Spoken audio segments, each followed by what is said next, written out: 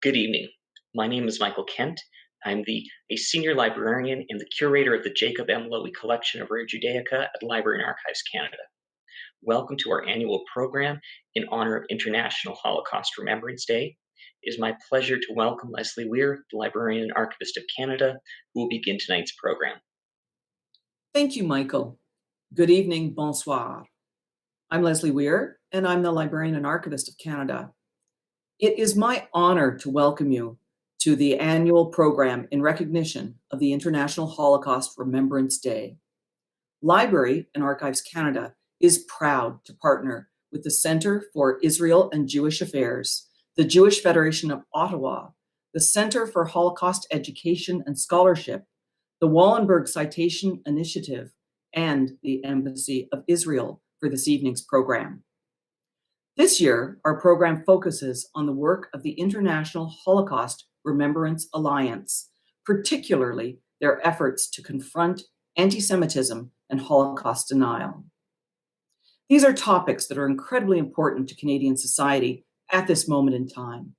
They are also important to Library and Archives Canada, as we are responsible for preserving the documentary heritage of Canada for the benefit of present and future generations, and to be a source of enduring knowledge accessible to all, contributing to the cultural, social, and economic advancement of Canada as a free and democratic society. As a memory institution, we strive to preserve and share our collective history so that it is not forgotten. Preserving this history is essential in confronting misinformation and Holocaust denial. The important work we do in collecting, preserving, and making accessible the documentary evidence of the Holocaust will help ensure that future generations will remember. In our efforts to preserve the documentary evidence of the Holocaust, Libraries and Archives Canada is proud of the recent donation to its collections, the report, The Mass Extermination of Jews in German-Occupied Poland, produced in mid-war in 1942 by the Polish government in exile. This report is based on the efforts of Jan Karski, a member of the Polish resistance who was smuggled out of Poland to deliver his first-hand accounts of the efforts of the Nazis to murder Europe's Jewish population. Karski's 1942 testimony served as one of the first sources of knowledge about the Holocaust to reach the Allies during the war. As an Allied nation, this report will now have an important place in our national collection. I would like to thank the donor for this report, Rick Eckstein, the son of Holocaust survivor Anita Eckstein, for ensuring that this important document will be preserved in a public collection. This evening's program will feature three keynote speakers offering their thoughts on the International Holocaust Remembrance Alliance and its efforts to confront anti-Semitism and Holocaust denial. Our speakers this evening are Ambassador Michaela Kuchar, the current president of the International Holocaust Remembrance Alliance, Professor Erwin Kotler, who was recently named by the Government of Canada as Canada's Special Envoy on preserving Holocaust remembrance and combating anti-Semitism, and Professor Yehuda Bauer, Honorary Chair of the International Holocaust Remembrance Alliance and a Professor Emeritus, Holocaust Studies at Hebrew University. I'm sure that everyone joins me in looking forward to hearing from tonight's keynote speakers about the critically important work of the International Holocaust Remembrance Alliance and their efforts to confront anti-Semitism and Holocaust denial. Back to you, Michael. Thank you, Madame Weir. We now go to Mina Khan of the Center for Holocaust Education and Scholarship. Good evening and welcome to all who are joining us for this evening, Ottawa's International Holocaust Remembrance event. Special welcome to all the survivors and their families who are joining us. My name is Mina Cohn, and I am the director of the Center for Holocaust Education and Scholarship, a center that was established to answer the needs of ongoing Holocaust education in Ottawa and to combat the challenges of anti-Semitism. Our mandate is to teach the lessons and legacy of the Holocaust and to focus on Holocaust Education Month in November. In 2005, the United Nations General Assembly proclaimed January 27th the day that Auschwitz-Birkenau, the Nazi concentration camp in Poland, was liberated by the Russians as International Holocaust Remembrance Day. Tonight's remembrance program is dedicated to the importance of the work done by the International Holocaust Remembrance Alliance, or IHRA in short. We felt that it was important to bring to Canadians a greater awareness of the work done by IHRA around the world. IHRA is an intergovernmental organization founded in 1998. With 34 members around the world, IHRA unites governments and experts to strengthen, advance, and promote Holocaust education, research, and remembrance worldwide, and to uphold the commitment of the Declaration of the Stockholm International Forum on the Holocaust. Before we turn our attention to IHRA and our esteemed keynote speakers, we will take a minute to remember Mendel, a Holocaust survivor who lived in Ottawa for many years and who passed away in November 23rd, 2020. Mendel was among the first survivors in Ottawa to dedicate his time to Holocaust education. He shared his survival stories for more than 40 years with thousands of people as a regular speaker at schools, churches, and universities in Ottawa. He chaired the Holocaust Committee in Ottawa for 12 years. He was instrumental in planning the Holocaust Memorial Monument at the Ottawa Jewish Cemetery in 1978. He co-chaired the Holocaust Gathering in 1985. Mendel continued to share his story in Toronto after he moved there in 2002. Mendel Good's manuscript was compiled as part of the Azrieli Foundation's Sustaining Memories project. He was paired with Ruth Korngold, a writer partner, to produce a written account of his survival for his family. It gives me great pleasure to introduce Jody Spiegel, Director of Holocaust Survivors Memoirs Program at the Azrieli Foundation and a member of the Canadian delegations to the International Holocaust Remembrance Alliance. Jody will read a few short excerpts from Mendel's manuscript in his memory. Mendel Good participated in the Azrieli Foundation's Sustaining Memories project. I'm delighted to be here today to read an excerpt from the manuscript that he produced in partnership with his writing partner Ruth Krongold as a written account of his survival for his family. In 1940, my father was arrested in Novi Sad along with 10 other Jews for trying to earn a living on the black market. He was held hostage for bartering in order to get us food from the city. We were starving. There was almost no food available, and it was hard to trade. My father was being blackmailed by people who wanted money from him, and then he was jailed for 10 months in a Polish jail run by the Volksdeutsch, ethnic Germans. It was a tremendously trying period for our family. We were young and had no trade or profession, not wealthy enough to support ourselves without income from work. My little brother Avram and I did illegal jobs at night in order to get goods, food, and money. We sawed wood or delivered flour, and with our payments for this work, we made food parcels that we took to our father in jail. Eventually, father came home for a few weeks, but he was soon arrested again. Before the Jewish police came for him, for the last time, he gathered the family together and gave his last testament. It is difficult to find the words to describe a parting like that, when I know now that the parting was permanent. We were dehumanized at that moment, torn apart. Father spoke to us, his 3 sons and his daughter, and said, "Your stomach is not made of glass. Whatever you put into it, no one will ever see. Make sure you dress properly, that you look good.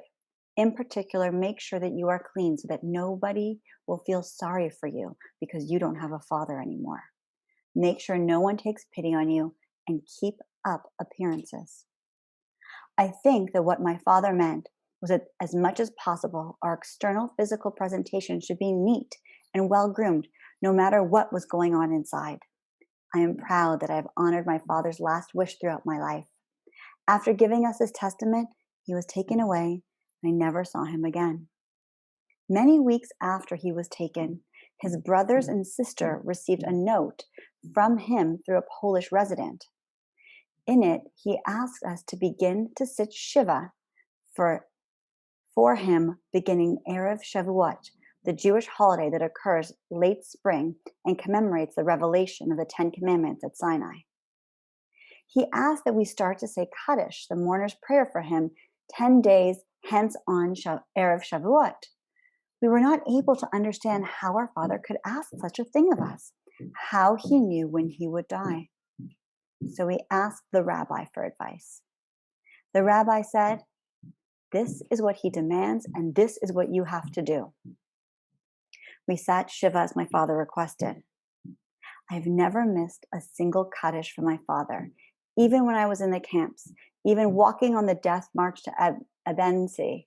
I struggled to understand my father's breakdown, how a man who was alive could decide the day of his death, the day he would resign in his life. It is amazing and almost unbelievable what man can physically endure. I understood my father only when my own spirit broke near the end of the war. I knew why he chose his own death, what it meant to lose his spirit and his will to live.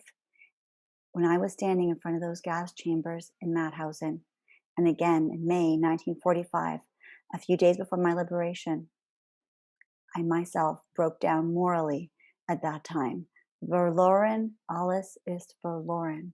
Lost, all is lost. And there was nothing left of my spirit, nothing anyone could do for me.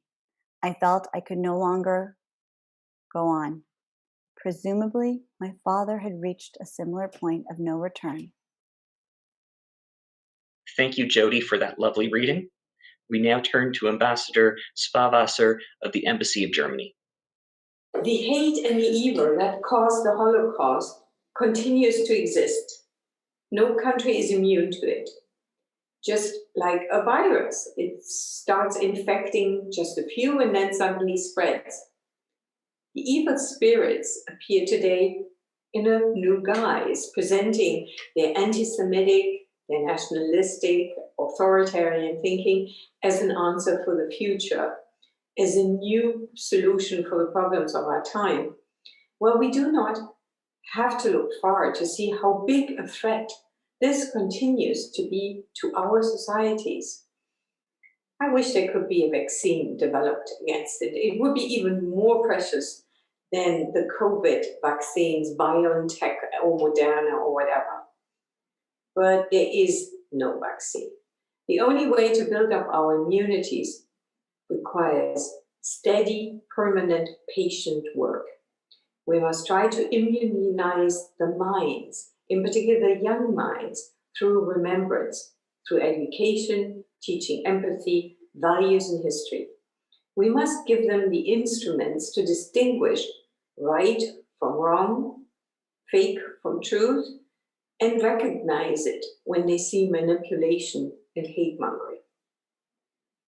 The Center for Holocaust Education, under the leadership of Mina Cohen, has taken up that task, and it has been an honor for the German embassy to work with her on many occasions. Mina today has invited a colleague of mine to be your keynote speaker. Michaela Küchle is a German diplomat. Since 2018, she serves as our special representative for relations with Jewish organizations. Her main focus are any issues relating to anti-Semitism, international Sinti and Roma affairs, and most importantly, Holocaust remembrance. For the past year, she has been the face of Germany's presidency of the International Holocaust Remembrance Alliance, IHRA. In that capacity, her work in particular addresses the denial, distortion, and diminishing of the Holocaust. But she will tell you much more and much better than I could ever do about that. 76 years ago, on the 27th of January 1945, Soviet troops entered the Auschwitz camp complex, liberating the 7,000 prisoners that they found there. Today, we remember and honor the victims and survivors of the Holocaust, those who resisted the Nazis and those who protected or rescued their persecuted fellow human beings. Just days prior to the 27th of January, nearly 60,000 prisoners were forced to march for days under brutal conditions in freezing temperatures. They marched through Europe's cities and villages westward to Buchenwald, to Flossenbürg, to Dachau, to Sachsenhausen and other camps. As many as 15,000 died as a result.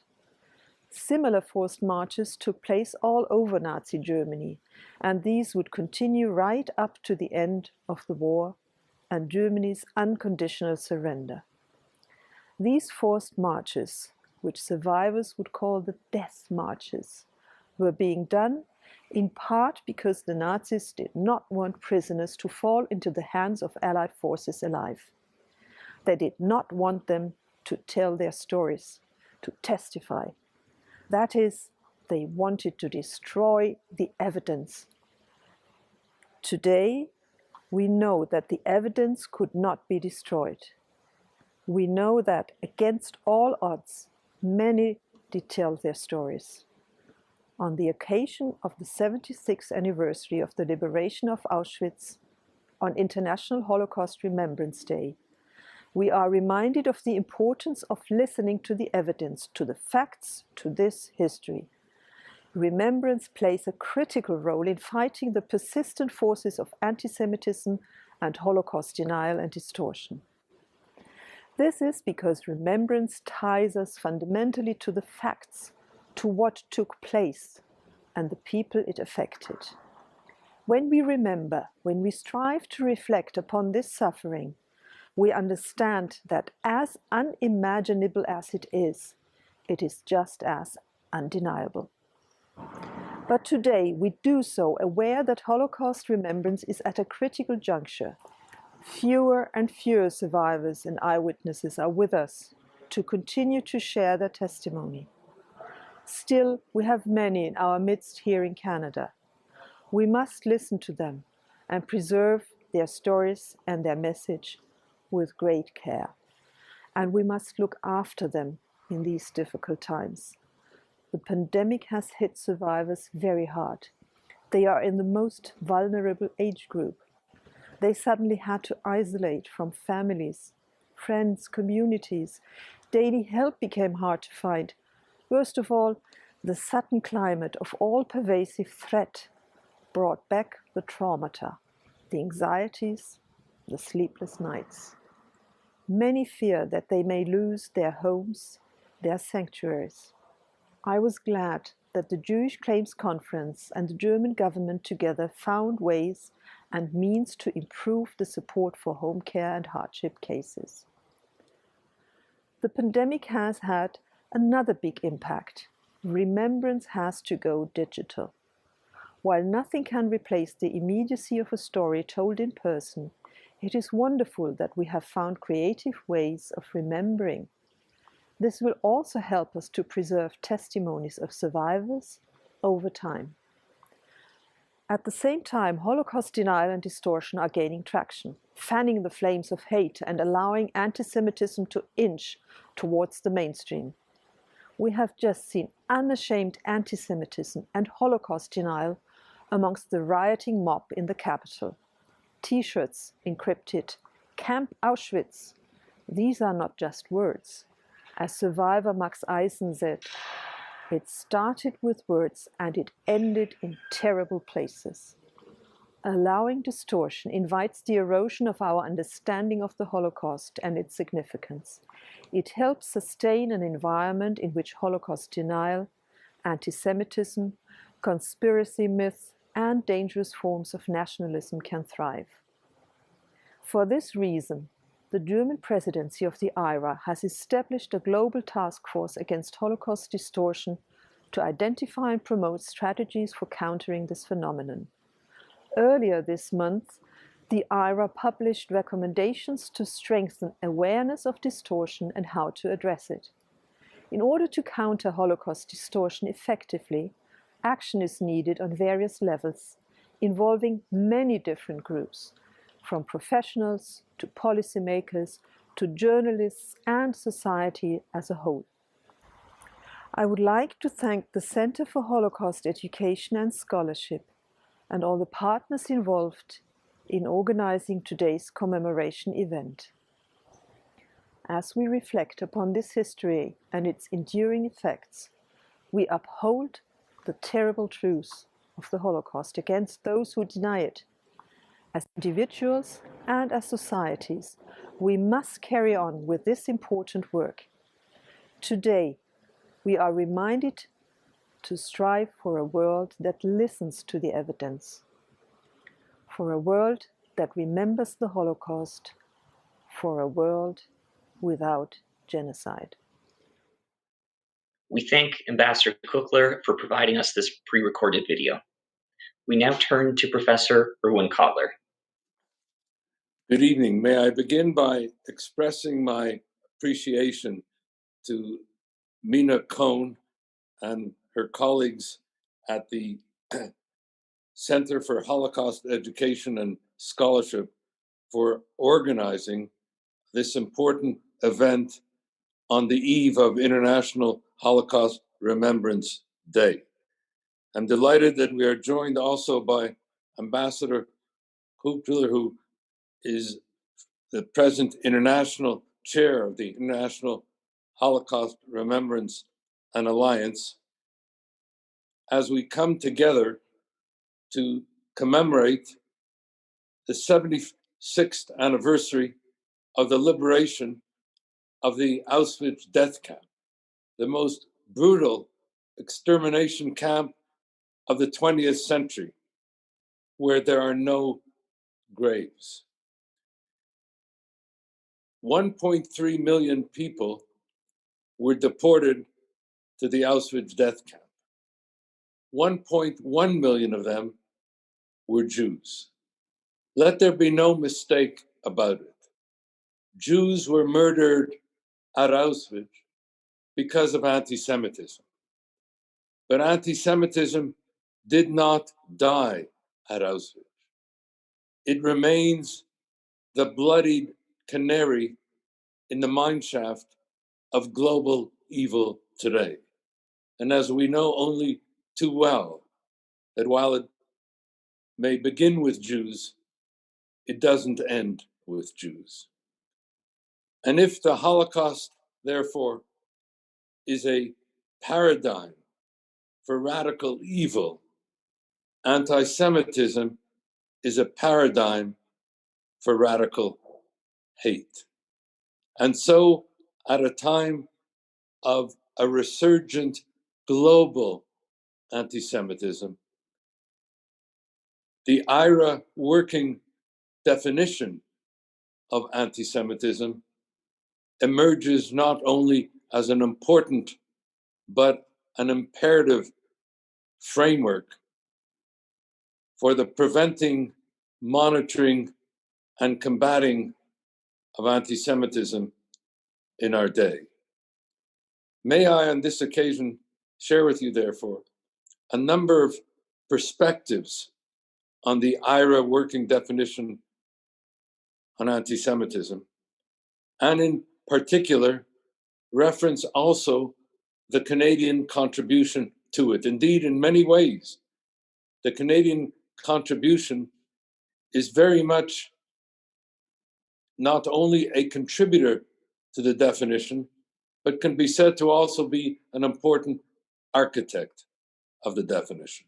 A definition which is the most authoritative, comprehensive, and international working definition that we have on anti-Semitism. The first perspective that I'd like to share begins on the occasion of the Stockholm Forum on the Holocaust, which was the first anti-racism gathering of the 20th century in January 2000 in Stockholm, which issued the Stockholm Declaration on the Holocaust, which spoke about the unprecedented horrors of the Holocaust and the imperative of combating anti-Semitism, and which inspired the establishment of what we today know as the International Holocaust Remembrance Alliance. I had the privilege of being a member of the Canadian delegation to the Stockholm Forum, and at the time, together with Elie Wiesel of blessed memory and Per Ahlmark, the former Deputy Prime Minister of Sweden, of working together with them in identifying what we then characterize as the metrics of the new anti-Semitism, which became the framework that led us down the path towards the development of the IHRA definition. As Minister of Justice of Canada from 2003 to 2006, I had occasion to work with the European Centre on Monitoring Racism and Xenophobia to developing then the set of metrics which was to underpin the forthcoming IHRA definition. And then as co-chair with Lord John Mann of England of the International Parliamentary Coalition to Combat Anti-Semitism, indeed, we founded this in 2009, held our first conference in London, which issued the London Declaration for Combating Anti-Semitism, and then chaired the Ottawa Parliamentary Conference to Combat Anti-Semitism. That not only issued the Ottawa Parliamentary Protocol, which was unanimously adopted by over 75 parliamentarians at that Ottawa conference in November 2010, but which presaged the framework, again, on the path towards the adoption of the IHRA definition. And then in a little known, but particularly significant resolution that was unanimously adopted by the Canadian Parliament in February 2015. I say little known because it is one of a number of resolutions that have a historic significance, but never enjoyed the resonance that it warranted. I'm referring to a resolution, as I said, passed in February 2015 on the occasion of an urgent debate on anti-Semitism in the Canadian Parliament, which said, and I'll summarize it as follows, it had three parts. The first was stating that the parliamentarians are alarmed at the global escalation in anti-Semitism.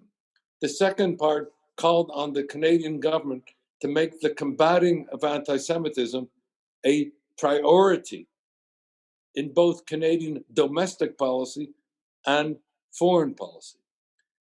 And the final part was to excerpt from what was to become the IHRA definition, which said as follows, that criticizing Israel is not anti-Semitic, and saying so is wrong. But singling Israel out for selective opprobrium and indictment, denying Israel's right to exist, let alone calling for Israel's destruction, is discriminatory and hateful and anti-Semitic, and not saying so is dishonest. This unanimous resolution effectively frames what is now the working definition of the IHRA definition on anti-Semitism, which is itself anchored in both equality rights law and anti-discrimination law. In anti-discrimination law, as a matter of principle and policy, underpinning what is presently the IHRA working definition. Let me just very quickly frame both traditional and contemporary anti-Semitism, both of which are the subject matter of the IHRA definition, and how they are both anchored in equality rights and anti-discrimination principle and policy, which were themselves, as I said, an outgrowth of the Canadian contribution. Simply put, traditional or classical anti-Semitism is a discrimination against, denial of, assault upon the rights of Jews to live as equal members in whatever society they inhabit. The new anti-Semitism is a discrimination against, denial of, assault upon the right of Israel and the Jewish people to live as an equal member of the family of nations. What is common to each form of anti-Semitism is discrimination. All that has happened is that it has moved from discrimination against the Jews as individuals to the discrimination against Jews as a people. In a word, therefore, the IHRA definition, the working definition on anti-Semitism, is effectively a charter of values anchored in equality rights and anti-discrimination principle and policy, which, as I said, has its origins in the framework of the Canadian contribution that I've sought to summarize. Finally, the IHRA working definition on anti-Semitism is an important educational resource, policy resource, monitoring resource, one that has been adopted and is being implemented by governments, as the government of Canada did and adopted it, parliaments, as the Parliament of Canada did and adopted it, policy frameworks, as the Anti-Racism Secretariat of Canada did and adopted it, by universities, as most recently flagship world-class universities like Oxford and Cambridge have adopted the definition. Provinces in Canada like Ontario, which recently adopted it, and indeed it serves as an organizing framework for law enforcement officials, for anti-hate legislation, for helping social media. It is, in effect, an all-encompassing resource. And at the time, as I said, that we are witnessing this resurgent global anti-Semitism, if we want to combat this resurgent global anti-Semitism, we have to be able to recognize it, to identify it, to monitor it, and thereby learn how to combat it. An authoritative, comprehensive, international definition, like the IHRA working definition on anti-Semitism, is just the right resource and tool for that purpose. And I'm delighted to conclude by saying that just 2 days ago, the European Commission adopted a landmark handbook on the working definition, the IHRA working definition, where it identifies how it can work as a policy reference, as a policy guide, as effectively a multi-pronged resource, as I've sought to share with you, to combat the most resurgent forms of this global anti-Semitism in our time. And may I end where I began, and appropriately enough, on the eve of this International Holocaust Remembrance Day. That if the Holocaust is a paradigm for radical evil, anti-Semitism is a paradigm for radical hate. And that makes the IHRA working definition on anti-Semitism not only a matter of importance, but an imperative in our time. Thank you. Thank you very much, Professor Kotler. We now turn to Professor Yehuda Bauer. Thank you for having me. What I want to deal with is the International Holocaust Remembrance Alliance, IHRA, and it's dealing with the problems of denial and distortion of the Holocaust. Now, of course, IHRA passed a definition of denial and distortion in 2013. It's almost 8 years ago. And the definition of denial was very clear. The definition of distortion was less clear because 8 years ago we were not quite aware of the importance of the distortion of the Holocaust, because denial is obvious. You deny that the Holocaust happened. You say that not millions of Jews were killed, that there was no intention by the Germans to annihilate the Jewish people. And in actual fact, you make it quite clear that denial of the Holocaust is a clear case of anti-Semitism, which is not very difficult to prove. And in 2000, as we all know, the decision of a British court in a trial of Deborah Lipstadt, who was accused of causing unpleasantness to the denial of the Holocaust, David Irving, the decision of the court, headed by Lord Grey, was very, very clear. The Holocaust happened. Its denial is anti-Semitism. David Irving is an anti-Semite and not a historian, but a fake historian. And after that, the denial of the Holocaust in the West, not necessarily in all other countries. There are some Muslim countries where it's still very popular, but not all Muslim countries. But the denial of the Holocaust became a rather marginal issue because you can't really deny it. Distortion is something else. Distortion is saying, yes, it happened, but not we did it. Somebody else did it. When you have the West, let us say the United States or Britain or Canada. Mackenzie King was the Prime Minister of Canada, a clear anti-Semite. He didn't want any Jews in Canada. Not responsible? If you deny that, that's distortion. You don't deny that the Holocaust happened. You just deny that you are co-responsible in some way.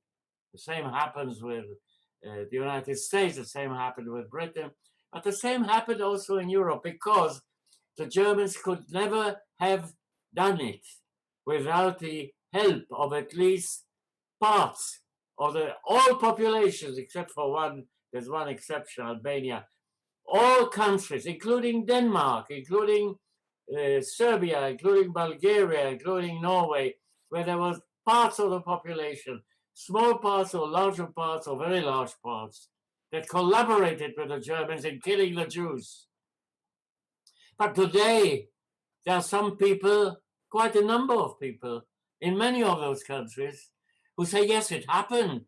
Oh, yes, the Holocaust was terrible, and we love Jews, especially dead Jews. Live Jews, not always. So we create museums for them. We have days of remembrance for them. We make wonderful speeches in their memory. But it's not we who did it. It's only the others, the Germans or collaborators from other countries. If you take the case of Germany, where the Holocaust obviously happened, it's clear. But the Wehrmacht, the German army, was not responsible. No. Despite mountains of proof that soldiers of the Wehrmacht, officers of the Wehrmacht, not the SS only, not the SS, the Wehrmacht, participated in the murder of Jews. Oh, well, that's sort of pushed aside by some, not by all. There's opposition to this distortion of the Holocaust. especially in Germany. There are many German historians who are allies of the historians who want to tell the truth, who together with us argue against this distortion. And IHRA therefore has appointed a special committee of experts to go into this more deeply. Not just definitions. Definitions are not necessarily important, but description of the various types of distortion of the Holocaust in different countries in different ways in order to fight it. You don't just want to define distortion. You want to act against it. In Eastern Europe, in the post-communist countries, not in all of them. The decision that I mentioned in 2013 was passed by unanimously, including East European governments. And the definition of anti-Semitism was led and pushed through by a wonderful Romanian representative, the late Mihai Constantinescu, a wonderful man. So it's not everyone, you see. But then you have a question that comes up very clearly. What is distortion then? It means to create a past that never was. You don't deny the Holocaust. Oh, no. But what actually happened in Poland or in Hungary, it does not really help you in fortifying local nationalism. And in order to fortify nationalism, local nationalism, not only there, elsewhere as well, you create a past that never was. You create a past where the Germans did it. We didn't participate. The fact that trains to Auschwitz, to Sobibor, to Belzec, to Treblinka, passed through Polish territory. There wasn't one single case of the Polish underground trying to explode one of these trains. Not one. There was only one train that was derailed. It was in Belgium. But underground section, which was led by a Jew, and a large number of the people who were on the train managed to escape. That was the only case in all of Europe.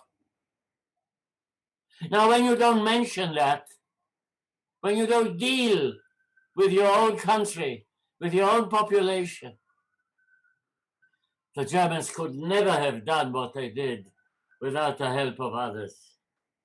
And so I think that that is the clear case of dealing with distortion. Let me give you just one extreme example. Denmark rescued the small Jewish population with tremendous courage. It was accepted by Sweden, also very courageous because Germany was still very powerful. Over 7,000 Jews and their Danish relatives managed to escape to Sweden. But 6,000 Danish citizens joined the Waffen-SS. And in Bulgaria, where a peculiar coalition of fascists, communists, the church, the underground, managed to persuade or press the king, the Tsar, to stop the deportation, stop the plan of deporting Bulgarian Jews to their death in Poland. But Bulgarian police and Bulgarian administrators sent over 11,000 Jews in territory occupied by Bulgaria with German help, sent them to their deaths in Poland. So even there you have collaboration. And I'm not denying that there was Jewish participation in cruel action.